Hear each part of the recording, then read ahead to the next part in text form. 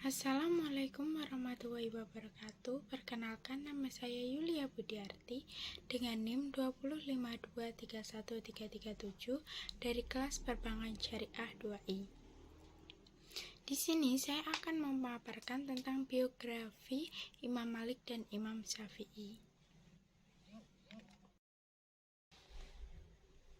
Yang pertama, saya akan menyampaikan tentang Imam Malik, mengenai biografi Imam Malik, lingkungan atau kehidupan Imam Malik, keilmuan atau pendidikannya, karya-karyanya, dan juga metode istinbat hukum yang dilakukan oleh Imam Malik. Biografi Imam Malik. Nama lengkapnya adalah Abu Abdullah Malik ibnu Anas ibnu Malik ibnu Amir ibnu Amir bin Haris bin Gaiman bin Qutail bin Amr bin Haris al-Asbahi al-Humairi. Beliau lahir di Madinah pada tahun 711 Masehi atau 90 Hijriah dan meninggal pada tahun 790 Masehi atau 174 Hijriah. Ia adalah pakar ilmu fikih dan hadis serta pendiri mazhab Maliki. Ayah Imam Malik adalah Anas ibnu Malik ibnu Abi Amir ibnu Abi al-Haris bin Sa'ad bin Auf ibnu Adi ibnu Malik ibnu Jazid.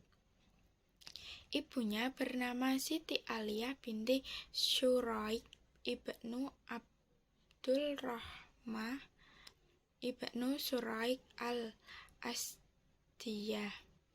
Lingkungan atau kehidupan Imam Malik. Selama menuntut ilmu, Imam Malik dikenal sangat sabar, tidak jarang beliau menemui kesulitan dan penderitaan. Ibnu Al-Qasim pernah mengatakan, penderitaan Malik selama menuntut ilmu sedemikian rupa sampai-sampai ia pernah terpaksa harus memotong kayu atap rumahnya, kemudian dijual di pasar.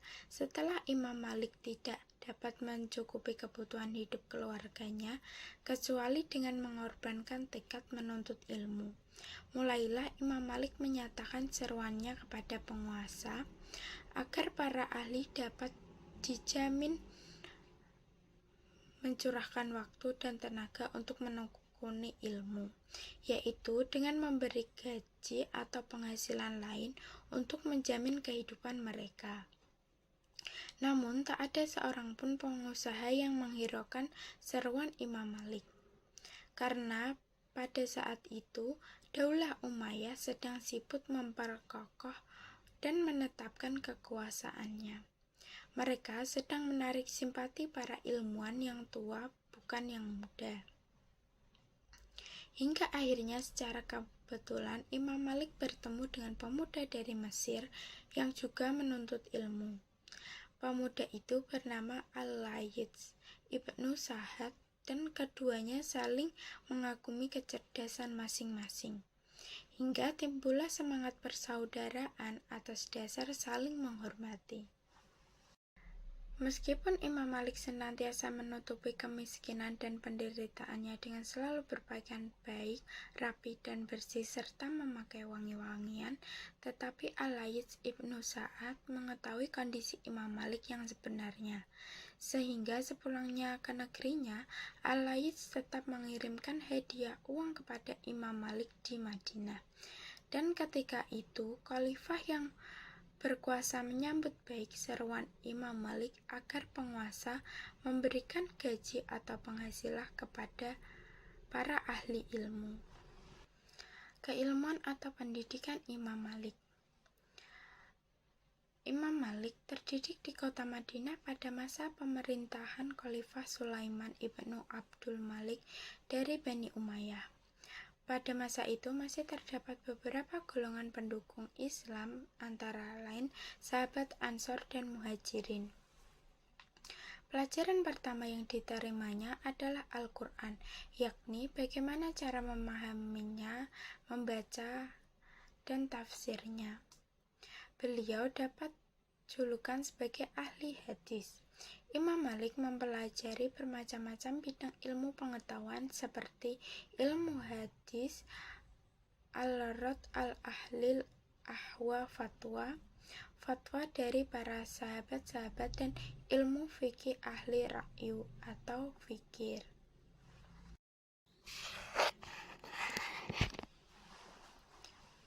Guru-guru Imam Malik. Saat menuntut ilmu, Imam Malik mempunyai banyak guru. Dalam kitab Tahzibul Asma wal Lughat mengatakan bahwa Imam Malik pernah belajar kepada 900 syekh, 300 diantaranya dari golongan tabi'in dan 600 lagi dari golongan tabi'it tabi'in. Dan di antara guru-gurunya yang terkenal diantaranya adalah Abu Rodih Nafi bin Abun al-Rahman Nafi, Rabi'ah bin Abdul Rahman, Muhammad bin Yahya al-Ansari. Sedangkan guru-guru beliau yang lain adalah Ja'far as-Sadiq, Abu Hazim Salmah bin Nidar, Hisham bin Urwah, Yahya bin Sa'id, dan lain-lain. Murid-murid Imam Malik. Imam Malik mempunyai banyak sekali murid yang terdiri dari para ulama. Qat'i Ilyad menyebutkan bahwa lebih dari 1000 orang ulama terkenal yang menjadi murid Imam Malik.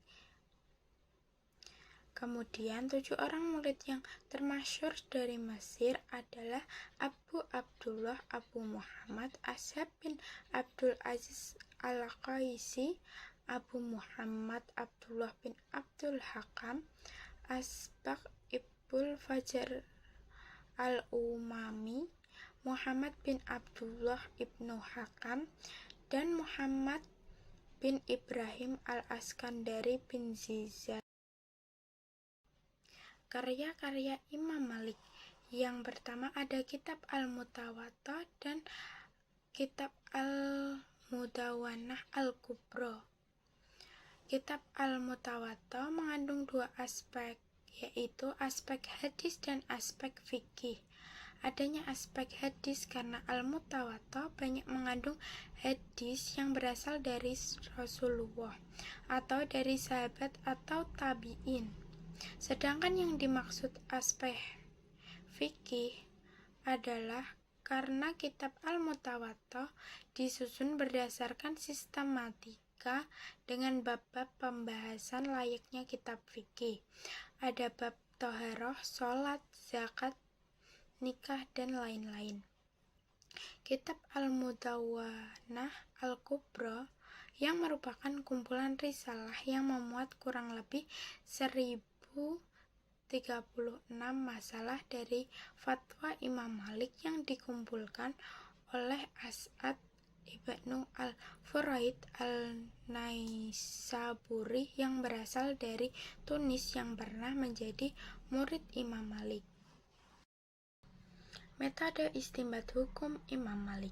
Yang pertama ialah Al-Quran, kedua sunnah atau hadis, ketiga amal ahli Madinah, keempat fatwa sahabat, kelima qiyas dan ihtisan, keenam maslahah mursalah, ketujuh ihtisan, kedelapan zat al-zarai.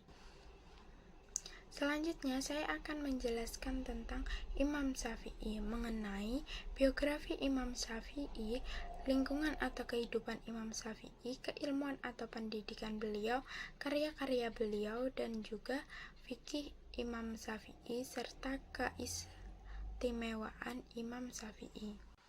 Biografi Imam Syafi'i. Nama lengkap Imam Syafi'i adalah Abu Abdullah Muhammad ibnu Idris al-Syafi'i. Ia sering juga dipanggil dengan nama Abu Abdullah. Beliau dilahirkan pada tahun 150 Hijriah di kota Ghazah. Nama ayah beliau adalah Muhammad bin Idris bin Abbas bin Utsman bin Syafi'i bin Sa'ib bin Abid bin Abu Yazid bin Hisham bin Muttalib bin Abdu Manaf bin Khusasi bin Kilab bin Murrah. Ibunya bernama Fatimah binti Abdullah bin Hasan bin Husain bin Ali bin Abi Thalib. Lingkungan atau kehidupan Imam Syafi'i.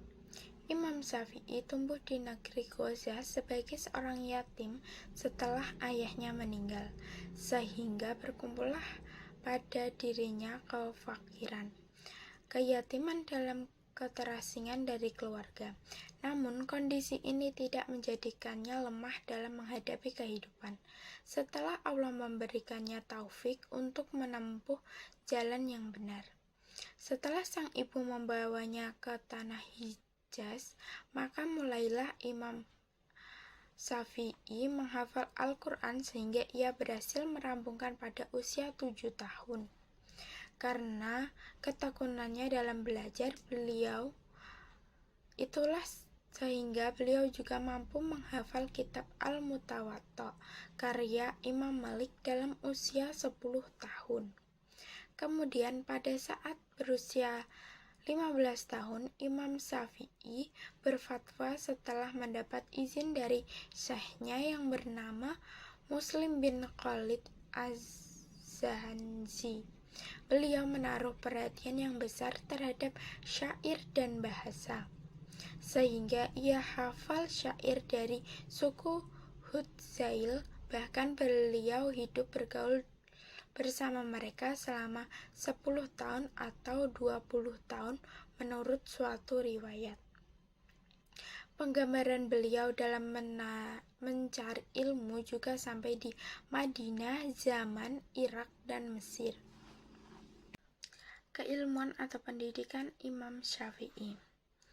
Mula-mula belajar dengan Muslim bin Khalid Al-Zanzi, kemudian beliau melanjutkan pengembaraannya ke Madinah, di mana menemui Imam Malik untuk meminta izin agar diperkenankan meriwayatkan hadis-hadisnya.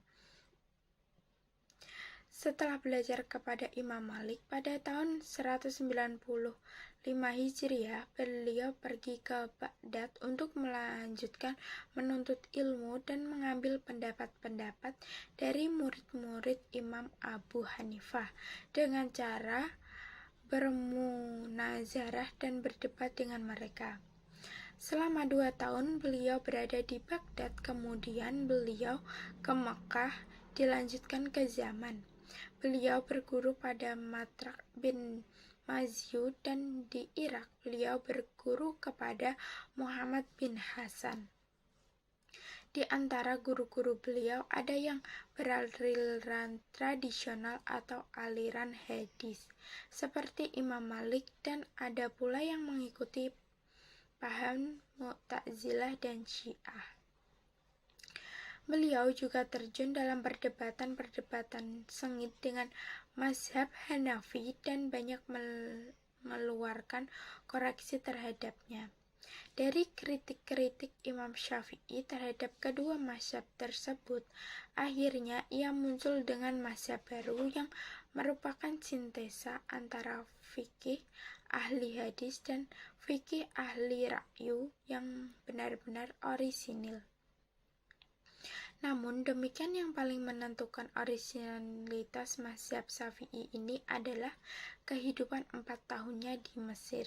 Guru-guru Imam Syafi'i, yaitu ulama-ulama dari Mekah, ulama dari Madinah, ulama-ulama dari Irak, dan juga ulama-ulama dari Yaman. Murid-murid Imam Syafi'i di antaranya adalah Abu Bakar Al-Humaidi, Ibrahim ibnu Muhammad Al-Abbas, Abu Bakar Muhammad ibnu Idris, Musa ibnu Abi Al-Jamrud, dan juga murid-muridnya yang keluaran Baghdad, juga keluaran dari Irak, dan juga keluaran dari Mesir.